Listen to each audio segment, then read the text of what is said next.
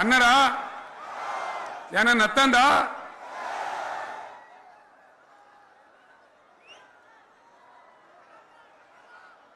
ఇక హామీలు ఇచ్చుడు కాదు, పెద్ద పెద్ద బుక్కులు వంచి ఊరూరికి వంచారు.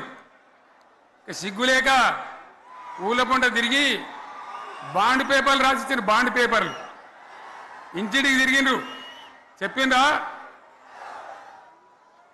చాలా మంది అడిగిండ్రు.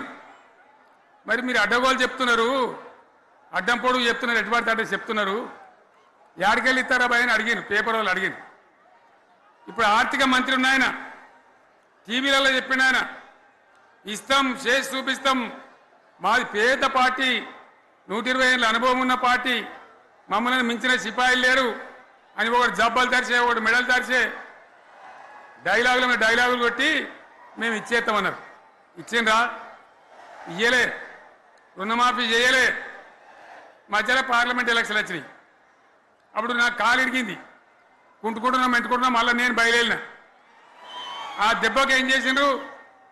తెలంగాణలో ఎన్ని దేవుళ్ళు ఉన్నాయో అన్ని దేవుళ్ళ మీద ఒట్లు పెట్టుకున్నారు. పెట్టిండ్రా? బహిరంగ సభలలో ఆడిడ కూడా కాదు. ఇన్ని మాటలు చెప్పి ప్రజల్ని ఏమార్చింది. ఒక ఉచిత బస్ అని పెడితే అది జుట్లు పట్టుకొని కొట్టుకుంటానికి మనకత్తాను తప్ప ఏమనికి ఉపయోగపడ్డది లేదు. ఆ మహిళలే అంటారు మాకు ఎందుక ఉచిత బస్, దరిద్రం, మాకు అవసరమే లేదు అంటారు. అటువంటి ఒక్క పథకం పెట్టి ఇక ఇప్పుడు మళ్ళీ పెద్ద నోరు పెట్టుకొని వాళ్ళే మాట్లాడతారు. అంటే అంటే మాట్లాడతారు, అబద్ధాలు చెప్తారు. మాట్లాడితే బీఆర్ఎస్ వాళ్ళ మీద నింద, మాట్లాడితే కేసీఆర్ మీద నింద. ఇది ఒక అలవాటు చేసుకొని ఎవరికి నోరుంటే వాంతే లెక్క అనే పద్ధతిలో అడ్డమైన మాటలు మాట్లాడుతూ చాలా ఘోరంగా మోసం చేస్తూ ఉన్నారు. ఎట్లున్నదంటే కాంగ్రెస్ వాళ్ళు చెప్పింది, చాలా సిపాయిలం, మా అంత సిపాయి లేడంటే జనం నమ్మితిమి, ఆశపడ్డాం కదా, నమ్మి బోల్తా పడ్డాం కదా, గల్లంత అయినాం కదా. ఒక ఊళ్ళే మొలక నాట్లేసే టైం వస్తే అలుకుడు చేస్తాను, బట్టలుతాను. మొలకకు అలుకుడు చేస్తాం కదా, తుకాలు పోయేమా. పెద్ద మొగోడని కొన్ని పిలిచిరట. మొగోడని మొలకలుస్తానికి పిలిస్తే ఎలుక పిల్లని చూసి ఎల్లంకర పడ్డాడు. ఇక మా అంత సిపాయిలు లేరు, మేము తెచ్చే ఇస్తాం, 6 సందమామలు పెడతాం, 7 సూర్యులు పెడతాం అని నమ్మబలికి ప్రజలను దగా చేసి మంచిగున్న తెలంగాణ నాగం పట్టించి ఓట్లు వేయించుకొని ప్రజలను మోసం చేసిండ్రు, దగా చేసిండ్రు.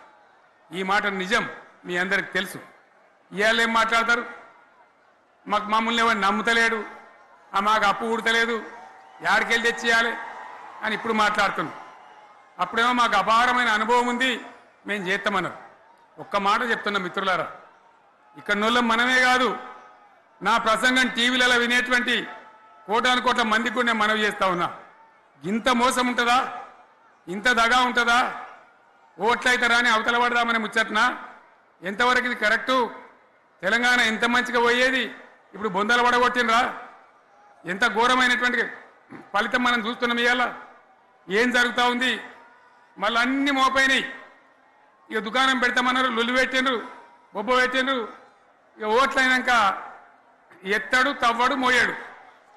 బాయి పడతాం జోరుగా చెప్తే 6 నెలల ఏమయ్యారంటే ఇక ఆయనతో రేపు అవుతుంది, ఎల్లుండి అవుతుంది, సంక్రాంతికి అవుతుంది, దీపావళికి అవుతుంది, మార్చి 31కి అవుతుంది. మార్చి 31 లేదు, మన్ను లేదు, ఏది కూడా చేసింది లేదు. మొత్తం ఆర్థిక పరిస్థితిని దెబ్బతీసింది. తెలివి తక్కువ పనితోని, అవివేకం వల్ల, అజ్ఞానం వల్ల పరిపాలన చేయరాక సర్వనాశనం చేసింది. రాష్ట్ర ఆర్థిక పరిస్థితి ఎంత మంచిగా ఉండే, ఎంత బాగా పోతా ఉండే. మేము కష్టపడి కడుపు కట్టుకొని నోరు కట్టుకొని సంవత్సరానికి 10 నుంచి 15 వేల కోట్ల ఆదాయం పెంచినాం. అనేక రివ్యూ మీటింగులు చేసినాం. ఎంత బాగా తీసుకొని పోయినాం, తెలంగాణను ఎట్లా తయారు చేసినాం, ఆ విధంగా తీసుకొని పోయినాం. ఇవాళ ఒక్క మాట మీరు అందరూ ఆలోచన చేయాలి.